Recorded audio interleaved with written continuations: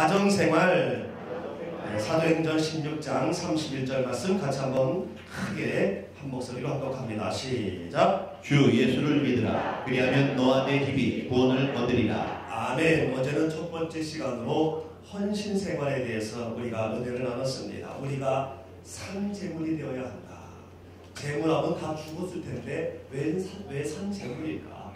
주님처럼 우리가 희생함으로 죽을 때에 그것이 진정으로 살아있는 거라는 얘기지요. 이런 모습으로 나에게 주어진 시간, 재능을 하나님 앞에 밤이 오기 전에 드려야 된다. 헌신해야 된다라고 말씀을 나눴습니다. 특별히 시간을 드림에 있어서 나에게 주어진 그 시간을 한번 점검해보자. 내가 몇 시에 일어나는지, 몇 시에 자는지, 그리고 하루 주어진 시간 가운데 가장 많은 시간을 할애하는 일이 무엇인지, 그 가운데서 하나님의 자녀로서 내가 할애하는 시간은 얼마나 되는지, 그리고 나에게 하나님께서 천성적으로 주신 그러한 재능과 은사가 있고 또한 상황에 의해서 공부해서 또한 여러 가지 환경 가운데 주신 또 하나의 하나님의 재능과 은사가 있는데 이것을 어디에 쓰고 있는지, 주인이신 주님 앞에 쓰지 않고 엉뚱한 데 쓰고 있지는 않는지 돌아보면서 온전한 헌신생활로 말미암아 우리에게 이 땅에서 평안의 은혜, 평안의 능력, 평안의 축복을 받아 살아가자라고 은혜를 나눴습니다. 그 두 번째로 오늘은 가정생활입니다. 저는 3남 4녀입니다. 많지요? 위로 딸, 아들, 아들. 제가 그 밑에서 두 번째입니다. 저는 감사하게도 부모님에게 많은 사랑을 받았고 저희 가정은 굉장히 건강한 가정이라고 저는 생각합니다. 왜냐하면 저희 형제끼리 한 번 다툰 적이 한 번도 없었고요. 그리고 부모님이 싸우시는 것을 한 번도 못 봤습니다. 더욱이 자라나면서 술 먹고 담배 먹는 걸 못 봤어요. 그래서 그거 그냥 안 먹는 줄 알았어요. 그리고 우리 아버지가 우리 엄마를 얼마나 사랑하시는지 제가 조금 우리 자녀들이 부모님, 우리 엄마를 속삭이면요, 우리 아버지가 우리 형제들에게, 특별히 형제들에게, 삼형제에게 경고를 합니다. 내 여자 건들지 마. 너 왜 내 여자 건들어? 근데 그게 너무 멋있더라고요. 그리고 또 아버지가 굉장히 재밌으십니다. 그래서 다리 달린 문 여는 텔레비가 있었지만 그 텔레비보다 우리 아버지가 더 재밌어요. 굉장히 코믹한 분입니다. 밖에 부대 나갈 때는 굉장히 어마졌지만 집에서는 굉장히 재밌는 분이었어요. 그래서 저는 늘 이렇게 귀한 부모님 허락하신 하나님 앞에 감사하면서 부족하지만 저도 이러한 부모가 되어야 되겠다 애쓰고 있지만은 쉽지만은 않더라고요. 그러나 중요한 것은 정말로 가정은 행복해야 할 줄로 믿습니다. 그래서 동요 가운데 그런 동요가 있잖아요. 즐거운 곳에서 날 오라 하여도 내 쉴 곳은 내 집뿐이리. 이런 동요 모릅니까? 저는 그래서 이 동요가 굉장히 좋았어요. 맞다. 이 동요 맞는 말이야. 정말 집이 제일이야. 사랑하는 부모님이 있고 형제가 있는 곳 여기가 진짜야 라고 저는 이 동요를 참 즐겨 불렀던 것 같아요. 그만큼 가정은 중요하고요. 그리고 가족만큼 소중한 사람은 없다는 거죠. 그런데 이렇게 가정이 따뜻하고 그리고 가족만큼 소중한 사람은 없다라는 말이 모든 전 가정에 해당되지는 않는 것 같아요. 그도 그럴 것이 이러한 가정은요, 거저된 것이 아닙니다. 많은 노력을 해야 되고 많은 희생을 해야 주어지는 것이고요. 그리고 과거에 지녔던 가정의 모습과 의미와 생각이 어떤 패턴이 많이 상실되고 변화됐어요. 유일한 피부치가 바로 형제간이지요. 그런데 형제간이 불화할 경우가 너무너무 많이 있습니다. 여러분의 형제간은 안녕합니까? 한번 돌아보십시오. 우리가 신년 기도회, 신년 집회인데 하나하나 모두 우리가 점검하면서 1년을 계획하는 거예요. 여러분 형제간 한번 돌아보십시오. 정말로 어떠한 관계인지. 제가 어렸을 때에 친하진 않았지만 초등학교 동창 가운데 굉장히 부자인 친구가 있었습니다. 일제시대 때 그 아버지가 우체국장을 했으니까 얼마나 부자겠어요. 근데 그 어르신이 돌아가셨어요. 돌아가셨는데 5일장을 치르셨습니다. 보통 3일장 치르는데 5일장을 치르셨어요.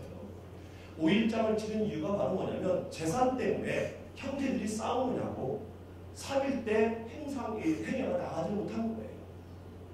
제가 볼 때는 시커먼 사람들이 막 온 걸 보니까 깡패들도 동원됐던 것 같아요. 재산 때문에 아버지 돌아가셨는데 산에 모실 생각은 안 하고 이틀을 더 싸우더라고요.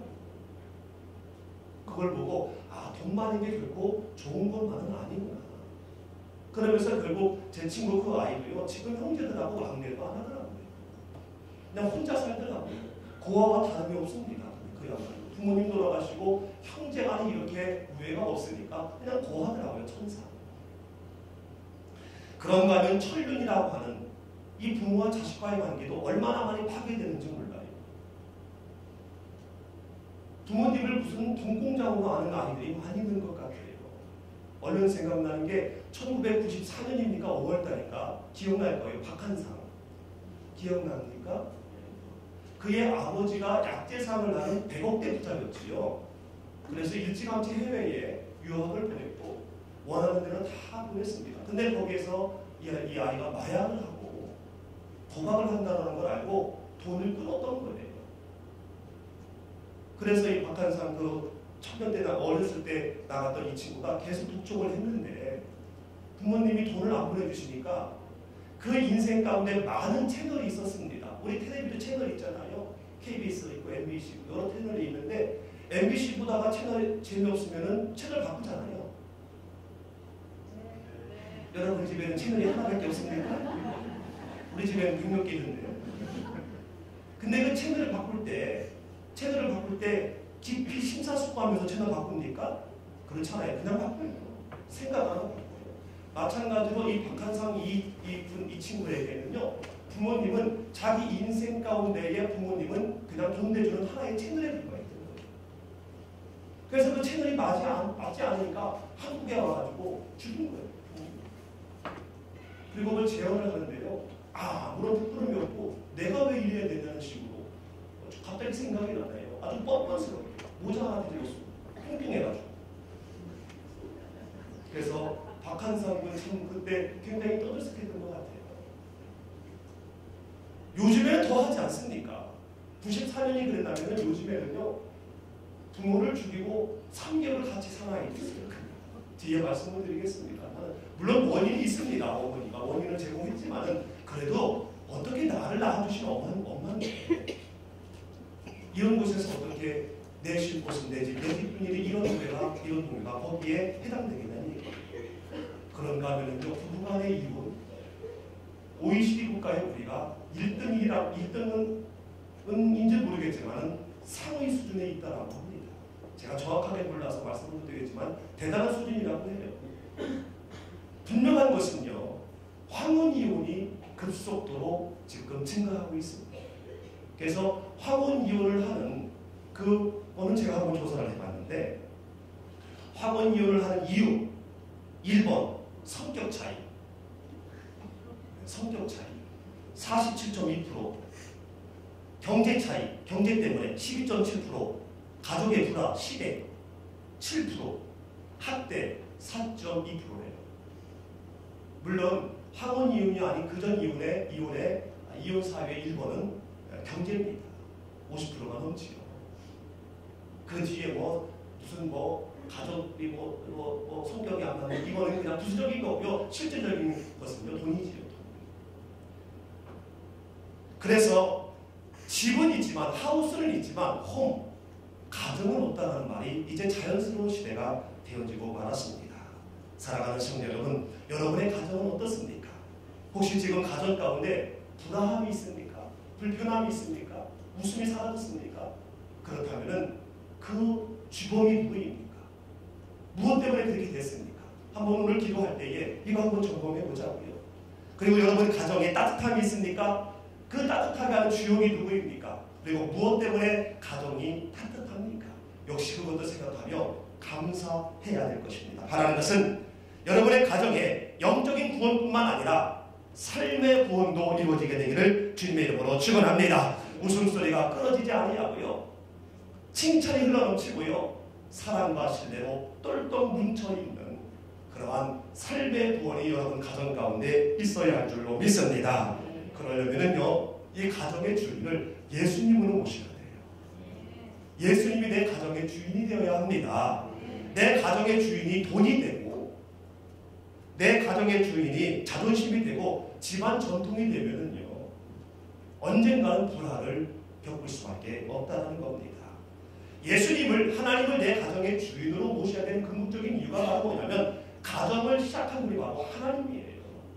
가정을 이루신 분이 바로 하나님이기 때문에 하나님이 바로 가정의 주인이 될 때에 행복한 가정, 아름다운 가정이 될 수가 있다는 거지요. 창세기 2장에 보게 되면 같이 한번 읽어보지요. 시작. 여호와 하나님이 아담에게서 취하신 그 갈빗대로 여자를 만드시고 그를 아담에게로 끌어오시니 아담이 이르되 이는 내 뼈 중에 뼈요 살 중에 살이라. 이것을 남자에게서 취하였은즉 여자라 부르리라 하니라. 이러므로 남자가 부모를 떠나 그의 아내와 합하여 둘이 한 몸을 이룰지로다. 아멘. 아담이 혼자 있을 때 이게 보기 좋지 않아서 돈문백비를 좀 내가 만들어야겠다 해서 그 갈빗대를 빼서 여자를 만들었습니다. 그래서 남자에게 데리고 오니 이는 내 뼈 중에 뼈요 살 중에 살이라 하면서 매우 좋아했습니다. 이렇게 에덴의 첫 가정은 하나님의 계획이고 하나님의 고안이에요. 하나로 시작했어요. 한 몸이 되는 거예요. 하나. 둘이 아니라 하나. 그렇기 때문에 가정은요 마음도 하나여야 되고요 말도 하나여야 되고요 계획도 하나여야 되고요 사랑도 하나가 되어야 한다는 겁니다. 그러면은 이렇게 가정이 하나가 되려면 어떻게 되느냐? 가정에 질서가 있어야 됩니다. 여러 질서가 있지만 무엇보다 부부 간의 질서가 매우 필요합니다. 에베소 5장 22절에서 25절에는 부부 간의 질서를 이렇게 말하고 있습니다. 같이 한번 읽지요. 시작. 아내들이여 자기 남편에게 복종하기를 주께 하는 따라. 이는 남편이 아내의 머리 되니 그리스도께서 교회의 머리 된 것 같으니 그가 바로 몸의 구주시니라.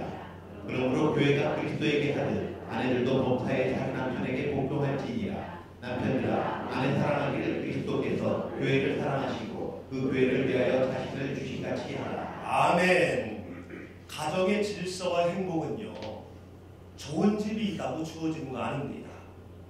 고급 승용차 있다고 주어지는 거 아니고요 삶이 넉넉하다고 해서 주어지는 것이 아닙니다. 여기서 주어진다는 것은 계속되는 것을 말하는 거예요. 일시적인 것을 말하는 것이 아니라. 그리고 자녀를 훌륭하게 교육했다고 주어지는 거 아니다라는 겁니다. 그럼 무엇으로부터 나오느냐? 부부의 사랑에서 나옵니다. 자식은 부모를 보면서 부모에게 배우거든요. 의도적이든 아니면 무의식적이든 깊은 영향을 받게 되어져 있다는 겁니다. 그러므로 부모님은요 자녀 앞에서 말과 행동을 굉장히 조심해야 됩니다. 말과 행동이 매우 중요하다는 거지요. 내 자녀가 어리든 아니면 출가를 해서 애를 놓은 그러한 성숙한 자녀이든지 간에 부모는 변함없는 자녀의 교과서예요. 유일한 교과서예요. 여러분 교과서가 잘못되면요 잘못된 교과서 갖고 제 아무리 열심히 공부해봤자 대학 못 갑니다. 꼴등이에요. 교과서가 발라야만이 그걸 갖고 공부한 그 아이가 고등학교도 가고 대학교도 가고 훌륭한 지식인이 되는 거지요. 그러므로 자녀의 어떠한 부분들이 있을 때 1차적인 책임은 부모에게 있다고 우리는 얘기할 수밖에 없는 거지. 우리 부모님들만 따라합니다. 내가 교과서다. 내가 교과서다. 결혼 안 한 사람이 왜 따라하지? 그러므로 부부간에 있어서는요 다툼이 없을 수는 없으나 다툼이 잦으면 안 됩니다.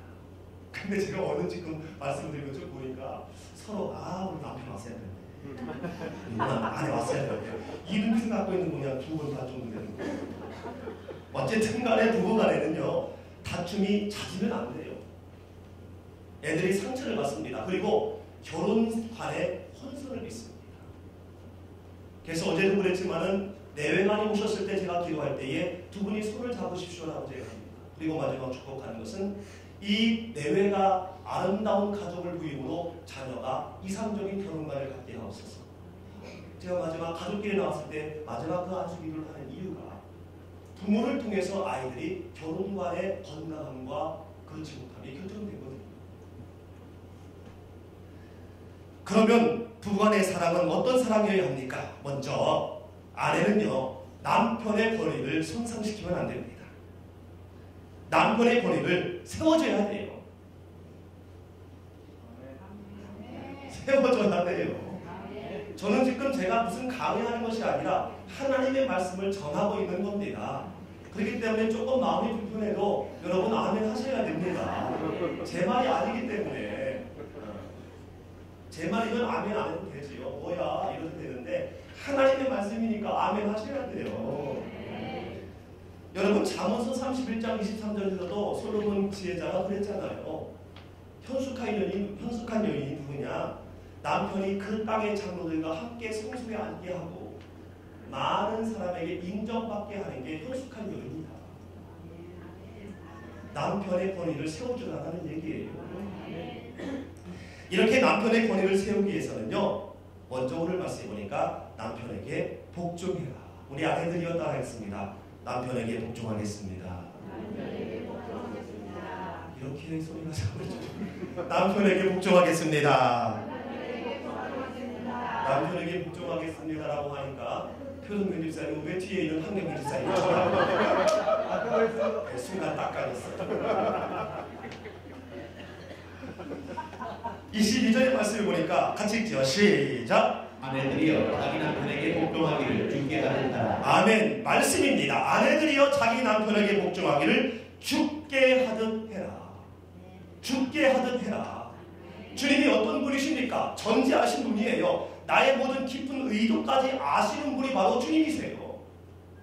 그처럼 모든 것을 다 아시는 주님께 하듯 전심으로 정직하게 진심으로 복종하라는 얘기입니다. 하기 싫어도 하라는 얘기예요. 하기 싫어도. 주님의 일 하기 싫어도 하면은 어떻게 됩니까? 축복받잖아요. 상급 받잖아요. 이처럼 하나님의 말씀이니까 꼴보기 싫어도 할 때에 하나님께서 이 땅의 축복 또한 내세의 축복 모든 축복을 우리에게 허락하실 줄로 믿습니다. 그런데 여기에서의 복종은요 노예적인 복종을 말하는 게 아닙니다. 사랑의 복종이에요. 사랑의 복종. 따릅니다. 사랑의 복종. 사랑의 복종. 사랑에서 나온 복종을 하라는 얘기예요. 여러분 사랑은 누가 합니까? 큰 사람이에요. 선생님이 제자를 사랑하고요. 어른이 아이를 사랑하고요. 부모님이 자녀를 사랑합니다. 큰 사람이 사랑을 하게 되어져 있어요. 결국 복종하는 아내가 큰 사람이라는 얘기예요. 사랑에서 나온 복종이기 때문에 그런 거지요. 그도 그럴 것이 여러분 남자는요 신체에 장애가 있습니다. 서두에 말씀을 들었잖아요. 갈비뼈를 누구의 것 취했어요? 그의 갈비뼈를 취했다고 했는데 거기서 그가 아담이잖아요. 남자잖아요. 남자의 갈비뼈를 취해서 하나 빼서 하나 뺐는지 두 개 뺐는지 모르지만 하여튼 빼서 여자를 만든 거예요. 그렇기 때문에 생체적으로는 12쌍을 다 갖고 있지만 24개를 갖고 있지만 정서적으로 정신적으로 남자는 허해요. 빠져 있으니까 이 허한 거를 여러분이 사랑으로 채워줘야 된다는 거예요. 아멘. 여러분 하나님의 말씀이 얼마나 기가 막힙니까? 이거 안 채워주면은요 딴 걸로 채우려고 하는 거예요. 남편들이. 왜냐하면 이 허한 거는 그냥 채울 수 있는 게 딴 게 없거든요. 원인에서 채울 수밖에 없는 것이기 때문에 여자인 아내가 채워야 되는 거예요. 그렇지 않으면 딴 여자가 채우게 한다니까. 번지수 같은 일이. 여러분 부부생활 오래 하다 보면은요 우리 어르신들 그러잖아요. 어르신도 아니요 요즘에는 젊은 분들도요 내가 아들 하나 더 키운다고 그래요. 아들 하나 더 키운다. 힘겹다 이거예요. 우리 여자 성도님들이 왜 이렇게 그냥 극공감을 하지요? 아주 그냥 고개를 끄덕이면서 짐스럽기도 하죠. 그런데 저도 이제 50이 좀 이제 어르신 게 죄송합니다. 50이 넘다 보니까 아내를 볼 때 엄마와 동일시하는 경향이 없지 않아 있는 것 같더라고요. 근데 그 시점을 보니까 우리 엄마 돌아가신 시점하고 거의 비슷해지는 것 같아요. 그래서 제가 좀 잘 삐집니다. 집에 가서. 별거 아니고 다 삐지고요. 승질 내고요. 말 안 하고요. 그래요 제가 김 목사가. 가족이 있으니까 솔직하게 얘기해야지. 애들도 다 알고 있는 사실인데. 여러분의 남편들은 어떻습니까? 똑같습니까? 그래서 자식들이 있는 데서 남편을 무시하면 안 돼요. 절대로 무시하면 안 됩니다. 아, 됐어. 아, 시끄러. 이렇게 하면 안 돼요. 아이들 있는 데서. 자녀가 성장해서 아들을 놓고 이 자녀가 50이 넘었다 할지라도요, 우리 어르신들도 하면 안 됩니다. 왜냐하면 정서적인 신체 구조가 장애가 있기 때문에 이렇게 무시하면 금방 고개가 숙여지고 마음이 상해요. 삐져요. 그리고 지적을 하면 안 됩니다. 지적을 하면 안 돼요. 당신은 이게 문제야. 이게 문제라니까. 아이고 정말. 그렇게 하지 않으면 안 됩니다. 그리고 자꾸만 가르치려고 해도 이렇게 안 된다는 거예요. 그리고 약점이나 허물이 있으면요, 이거를 절대적으로 공격해서는 안 됩니다. 실수가 있어도 공격해서는 안 돼요. 만약에 내외간에 있어서 어떠한 실수가 있으면요, 내외간 둘만이 갖고 있어야 돼요. 그거를 그냥 고주할 미주할 애들한테 다 얘기해서 왜 부모하고 애들을 이간합니까? 부부가 둘이 하나가 되지 아니하면 아이들하고 하나가 될 수가 없기 때문에 그래요. 부모님이 남편과 아내가 교과서라니까요. 여러분, 세상 사람이 다 욕을 한다 할지라도요, 아내가 엄지손가락 딱 치켜들고 졌잖아요. 그러면요, 남편은 어깨 으쓱하면서 가장우수 역할 충실히 합니다. 근데 온 세상 사람이 다 인정하고 훌륭하다고 한들 아내가 아이고 너나 잘하세요 이러면요, 남편은 기죽어요. 일할 맛이 안 나고요, 집 들어가기 싫어해요. 가장 설 자리가 없게 된다는 거죠. 그리고 또 한 가지는 남편은 아내에게 머리대를 기억해야 됩니다. 23절, 24절 보니까 같이 한번 읽겠습니다. 시작. 이는 남편이 아내의 머리됨이 그리스도께서 교회의 머리됨과 같음이니 그가 바로 몸의 구주시니라. 그러므로 교회가 그리스도에게 하듯 아내들도 몸사에 자기 남편에게 복종할지니라. 아멘. 남편은 아내의 머리이다. 우리 아내들 여자 성도 따라합니다. 남편은 나의 머리입니다. 여러분, 말로만 신체에서 제일 중요한 거, 다 중요하지요. 발톱까지 중요하지요. 다 중요한데 그 중요한 것 가운데 가장 중요한 것이 바로 뭐냐면 머리입니다. 머리. 이 머리는 신체 가운데 제일 위에 있잖아요. 위에 있지만 모양새로 위에 있는 게 아니라 이 위에 있으면서 모든 밑에 있는 신체를 위해 존재하는 게 머리예요. 그러므로 이 머리가 멀쩡하고 머리가 건강해야 나머지 모든 육체도 다 건강할 수가 있다는 거예요. 머리가 건강하지 아니하면요, 나머지도 다 쓸모가 없게 된다는 겁니다. 그렇기 때문에 이러한 사실을 인정을 하고 머리가 된 남편이 건강하도록 멀쩡하도록 최선을 다해야 된다는 겁니다. 여러분, 만약에 머리가 이상해지면요, 온 신체에 문제가 생기는데, 제 아무리 신체가 건강해도 오장육부가 제 아무리 튼튼해도 귀에다가 꽃 하나 꽂아봐요.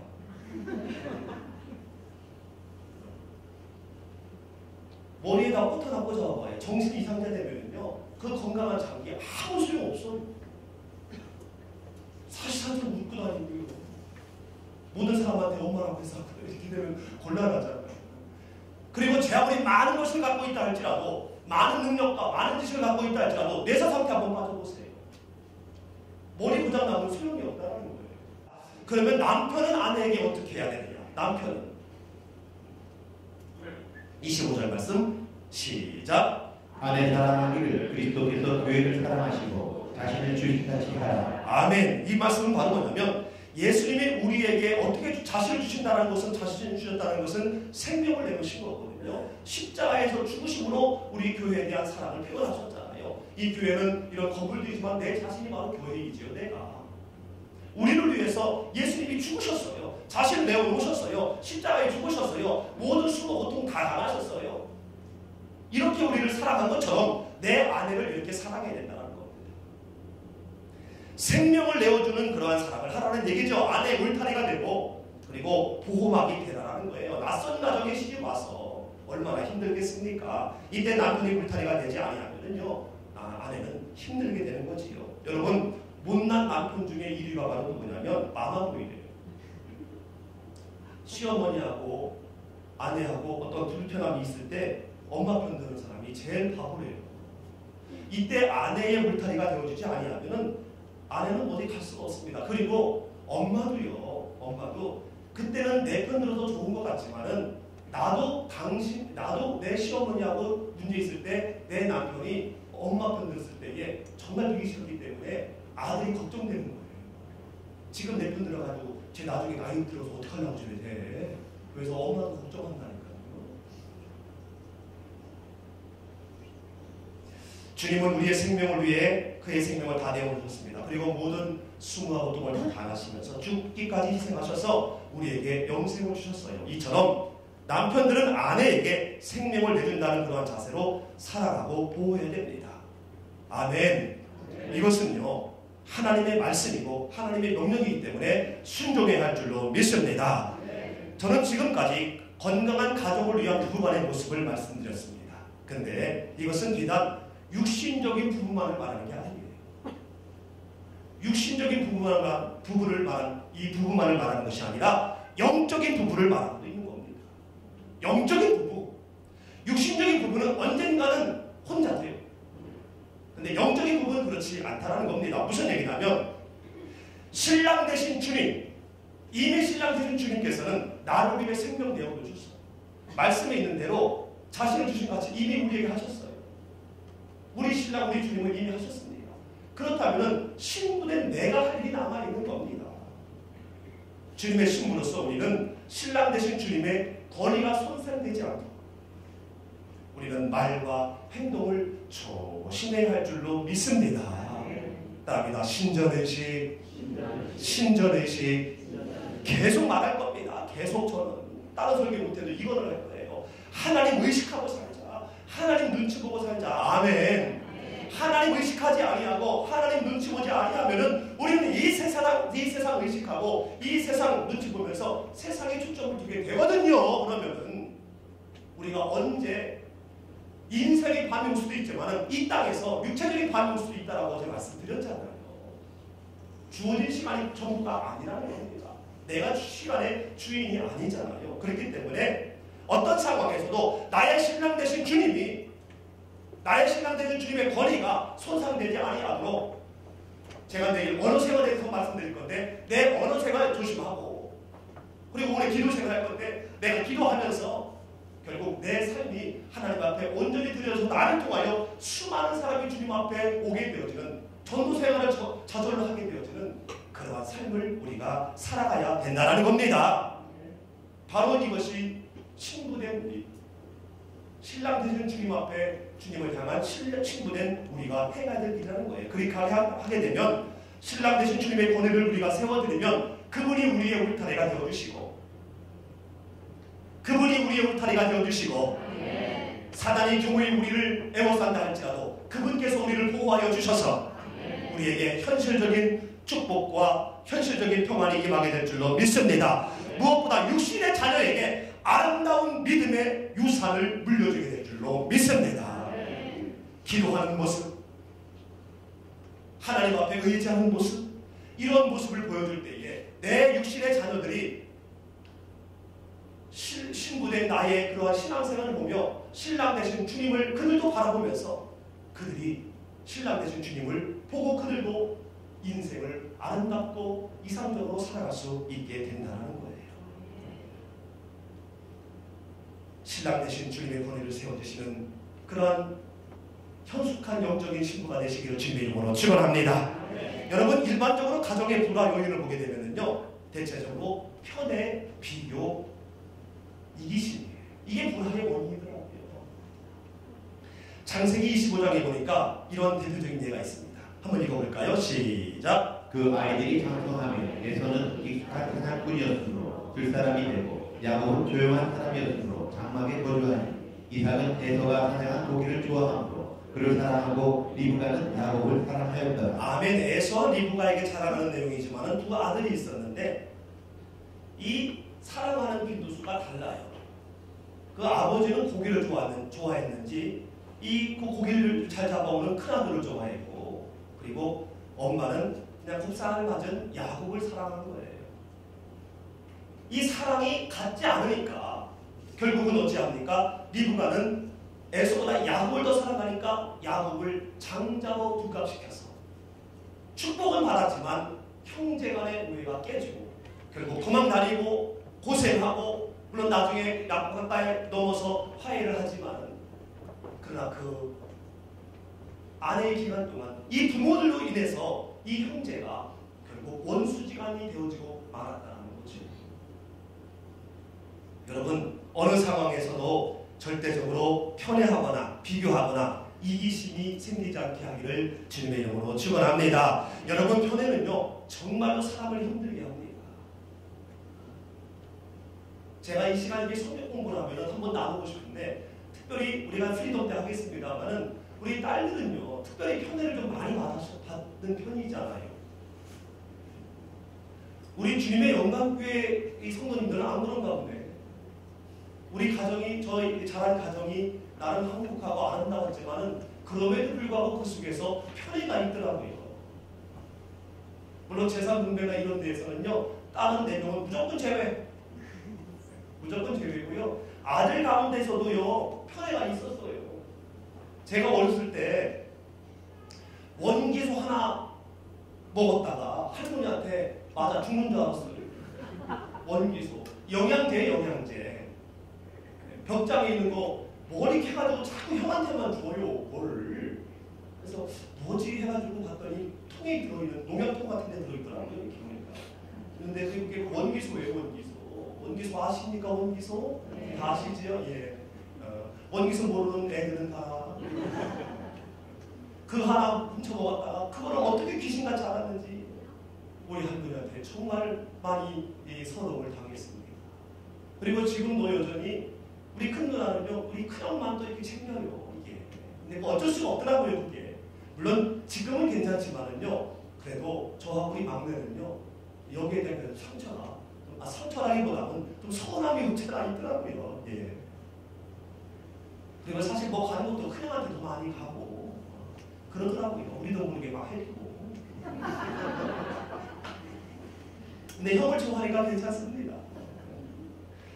여러분 자녀를, 그리고 여러분 주변 사람을 절대적으로 편애하지 마시기를 주님의 이름으로 축원합니다. 우리 목자님들은요, 여러분 목원들, 이 목원이 여러분 자녀잖아요. 영적인 자녀. 편애하면 안 돼요. 골고루 살아가시기를 주님의 이름으로 축원합니다. 그리고 절대로 비교하면 안 돼요. 남편이 옆집 아저씨, 아내를 다른 집, 우리 그 직장에 그 여직원이 있는데 그 직원처럼 좀 당신도 집에서 옷 좀 입어봐. 그 옷을 좀 사주든지 그런 옷을 사주거나 하고 말하든지, 이 비교하면 절대로 안 됩니다. 2012년에 그런 일이 있었다고 그래요. 열심히 공부를 한 아이가 있었는데 엄마가 이 아이에 대한 기대가 컸는지 자꾸 옆집 아이하고 비교를 하는 거예요. 걔는 내일 1등 하는데 너는 왜 이 모양이냐? 걔가 다니는 학원 답을 해줬는데 너는 왜 이 모양이냐? 잔소리가 많아지고요. 체벌 수위도 높아지고요. 괴롭히고요. 이러다가 결국은 고3 됐을 때에, 여러분 전교에서 선등하면 잘하는 거 아닙니까? 별로 공감을 안 하시고, 제가 볼 때는 우리 장장로님이나 강장로님 같은 경우는 전교 선등하셨을 것 같아요. 그러니까 그렇게 지금 일을 하고 계시죠. 은행님도 저는 못해봤습니다. 그 정도로 잘하는 거잖아요. 근데 이거를 막 닥달을 해가지고요, 이 고3짜리가요 엄마를 안방에서 살해했습니다. 살해하고 벽장에다 가둬놓고 3개월을 같이 살았어요. 냄새가 나서 이제 신고받아가지고 체포가 됐는데요, 전혀 후회가 없다는 거예요. 전혀. 엄마 죽인 거에 대해서 후련하다. 그래서 현장 검증을 하는데요, 아주 당당하게 이렇게 죽였습니다. 이렇게 했습니다. 그 현장에 와서 안방에 와서 그 시작이 바로 뭐냐면 옆집 아이하고 비교하는 거였어요. 여러분, 모든 사람은요 객체입니다. 그 사람에 맞는 것이 있는 거거든요.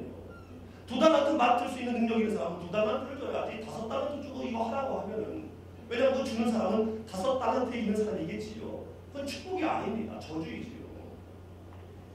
그러다가 결국 이런 불상사가 나는 거 아니겠습니까? 그리고 또 하나는 대화 부족에서 불화가 나타난다는 거예요. 여러분은 집안에서 가족끼리 하루에 대화하는 시간이 얼마나 됩니까? 혹시 얼마나 됩니까? 우리 김 실장님, 우리 원사님 오셨습니까? 보통 하루에 가족끼리 대화하는 시간이 한 어느 정도 되시는 것 같아요? 실례되죠? 다 들려가지고 그렇죠. 그러시죠. 네. 갤럽에서 조사를 했는데요. 내외가 하루에 평균 함께 내외가 하루에 평균 대화하는 시간이 30분 미만이고요. 가족 전체가 모여서 이야기하는 시간이 15분 미만. 15분. 그 나머지는 누구하고 대화합니까? 띠띠띠띠띠. 스마트폰하고 대화하는 거예요. 스마트폰하고. 예전에는 좀 전철을 타고 옆에 사람하고 이야기하고 사회적 얘기도 하고 이랬는데 요즘에는요 전부 다 그냥 침묵 수행하는 지금 막 하고 있는 거예요. 여러분 대화해야 됩니다. 아멘. 아멘. 여러분 영적인 자녀에게도요 우리 목원들하고도요 자주 대화해야 돼요. 가정도 그렇듯이. 이 대화가 없으면은요 이기심이 생기는 거예요. 자기중심이 생기는 거예요. 그거를 터치하면은요 적대시 하는 겁니다. 혈연 관계임에도 불구하고 이걸 용납하지 않는 거예요. 왜냐하면 이기심이 생기기 때문에 그런 거죠. 여러분 오늘부터 여러분 가족 안에서 대화 많이 하시기를 주님의 이름으로 축원합니다. 먼저 대화를 거시고요. 같은 집안에서 카톡으로 얘기하지 말고 같은 집안에서도 카톡으로 얘기를 해. 언제부터 이랬는지 몰라도 밥 먹어. 싫어. 반찬이 뭐야. 안 먹어. 야 물 떠와. 저는 마지막으로 이상적인 그리스도인의 가정생활이 되기 위해서 세 가지를 간단하게 제시하고 마치려고 합니다. 첫 번째로는 가정의 참 주인을 바로 삼아야 합니다. 오늘 본문 말씀이죠. 같이 한번 읽어보죠. 시작. 주 예수를 믿으라. 그리하면 너 안의 집이 구원을 얻으리라. 아멘. 예수님이 가정의 중심과 기준이 되면은요 이렇게 바뀝니다. 왼수 같은 남편이지만 내 남편을 위해서 주님이 죽으셨구나. 왼수 같은 남편이지만은 저 남편이 바로 하나님의 사람이구나. 하나님의 권짝품이구나 라는 것을 알게 돼요. 깨닫게 되어져요. 인정하게 되어져요. 독살 맞은 아내 같지만 그러나 이 사실을 깨닫게 되면 내 아내를 위해서 나를 힘들게 하지만 내 아내를 위해서 주님이 죽으셨구나. 내 아내가 하나님의 권짝품이고 하나님의 사람이구나. 돈벌레 같은 자식, 그 자식이 부담스럽기도 하지만 그래 내 자녀, 이 아이를 위해서 주님이 죽으셨구나. 역시 하나님의 권짝품이구나 라는 것이 깨달아지면서 존중하고 선대하며 그리고 조심하게 된다는 거예요. 여러분 자식을 누가 함부로 하면은 여러분 마음이 어떻겠습니까? 식구라는 이름으로 내 아내를, 내 남편을, 내 자녀를 내가 함부로 하면은요 하나님이 어휴 이러는 거예요. 하나님이 어휴. 왜? 하나님 건데. 어제 말씀드렸잖아요. 내 것이라고 했잖아요. 하나님이 내 건데 식구라는 이름으로 잠깐 묶어준 것뿐인데 내 딸이라고, 내 자녀라고, 내 아들이라고, 내 남편이라고, 내 아내라고 함부로 하면요 그러면 하나님이 어휴 이러신다. 화나신다는 얘기예요. 그러므로 여러분 하나님을 여러분의 가정의 주인으로 삼으셔서 기준으로 삼으셔서 존중하시고 선대하시고 먼저 사랑하는 아름다운 있기를 주님의 이름으로 축원합니다. 두 번째로는 사랑의 실천장이 되어야 합니다. 디모데후서 5장 8절 말씀 시작. 누구든지 자기 친족 특히 자기 가족을 돌보지 아니하면 믿음을 배반한 자요 불신자보다 더 악한 자니라. 아멘. 자기 친족 즉 자기 가족을 돌보지 않는다. 사랑하지 아니하고 책임지지 아니하고 희생하지 아니하면 믿음의 배반자요 불신자보다도 더 악한. 그러므로 여러분이 사회에서 하는 모든 사람 책임 이거를요 가정 안에서 실천해야 됩니다. 가정 안에서 이것이 실천되지 아니하면은 믿음의 배반자요 악한 자라는 거예요. 악한 자. 그러므로 내 처자식이 인정하는 게 진짜고요. 가족이 인정하는 게 진짜인 줄로 믿습니다. 사회에서는요 얼마든지 적당히 속일 수 있습니다. 그럴싸하게 할 수 있어요. 그러나 가족에서는 그렇게 할 수 없지 않습니까? 그래서 가정 안에서 여러분이 사랑을 실천함으로 말미암아 가족으로부터 칭찬받고 가족으로부터 인정받아서 이상적인 그리스도인의 가정생활을 할 수 있도록 해야 된다는 겁니다.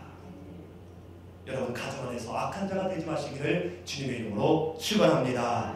마지막 세 번째로는 가정 예배 드리세요.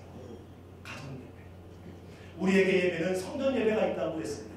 모여서 이렇게 건물에 앉아서 모여서 예배드리고 있는 것이 있고요. 궁극적인 예배는 바로 삶의 예배라고 했잖아요. 성전 예배 나머지가 다 삶의 예배입니다. 하나님을 의식하고 말하고 하나님을 의식하고 행동하면 그게 다 삶의 예배인데, 이 삶의 예배를 더욱더 가능하게 하는 것이 바로 뭐냐면 가정 예배예요. 가정 예배. 이 가정 예배를 드리면, 이 가정교회가 되면 가정의 질서가 생겨요. 그리고 가정 천국이 되어지고요. 여러분, 교회에서 조신하게 행동하잖아요. 함부로 행동하지 않잖아요. 그처럼 가정원에서 또 남편으로서, 아내로서, 또한 자녀로서, 부모로서 조신하게 가정에서 생활을 하게 되므로 이상적인 그리스도인의 가정생활을 할 수가 있다는 겁니다. 사랑하는 성도 여러분, 말씀을 마치려고 합니다. 바라는 것은 2016년 우리에게 또 귀한 이렇게 육신의 가정, 또한 영적인 가정을 우리에게 허락하셨는데, 분명한 것은 내가 먼저 남편을 사랑하고 아내를 사랑하고 부모를 사랑하고 자녀를 사랑하고 형제를 사랑하고 친척을 사랑하고 또한 신랑 대신 주님을 먼저 사랑함으로 말미암아 웃음소리가 끊이지 않는, 그리고 영육간에 구원이 임하게 되어지는 그런 귀한 2016년 여러분의 가정이 되시기를 주님의 이름으로 축원합니다.